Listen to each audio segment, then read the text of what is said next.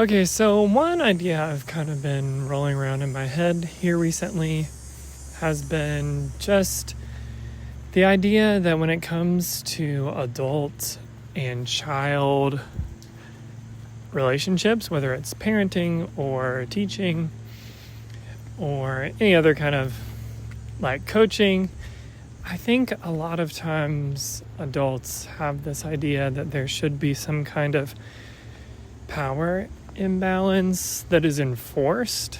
It's of course inherent just in the age difference. And I find myself a lot of times feeling the need to explain to teachers or parents that I'm working with that essentially what we are looking for is just the golden rule on display between children and the adults that they're interacting with. So treating kids the way that we would want to be treated. And for example, in schools, it's unfortunately fairly commonplace to raise your voice at a child to get their attention down the hallway or something like that. But if my administrator in my school raised his voice down the hallway at me, I would not probably be okay with that.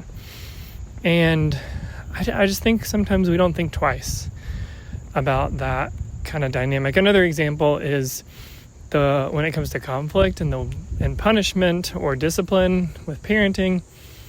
We would never punish our spouse or our friend the way that oftentimes it is culturally acceptable to punish or discipline a child. And so, of course, there are certainly boundaries between what it means for a kid to be a kid and for a parent to be a parent, or a coach to be a coach, or a principal to be a principal. But I do think if we are trying to think about how would I want to be treated if I were this child, what kind of environment would I want to be in if I were this child? I think about that a lot of times in schools too. Like, we're okay with desk chairs that are absolutely uncomfortable, and then we wonder why kids don't want to sit down. But if we were to have to sit in those desks all day, we also would be squirrely and not want to sit down too. And so I think it does come back to putting ourselves in the position of the child. As a therapist, I think about that as how I even set up my office. Like, I've intentionally set up my office in a way that I want to be there. And I think about what would be most comfortable for a child too. And I try to structure the flow of my therapy sessions to ensure that they are what a kid would need and want to the best of my ability. And then I ask them too. And so, again, all of this to say, I think as adults, we have a responsibility for whatever kids we have in our lives, whether it's as a parent or as a teacher or a therapist or a coach or a mentor, thinking about what it must be like for them on their side of the relationship and showing up differently if necessary.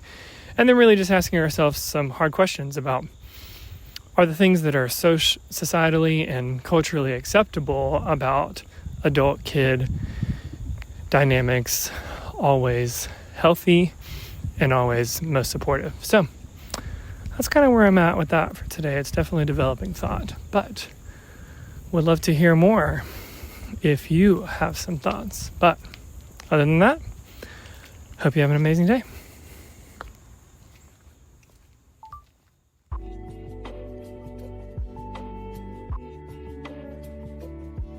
Thank you for listening to today's episode of Voice Memos from a Therapist.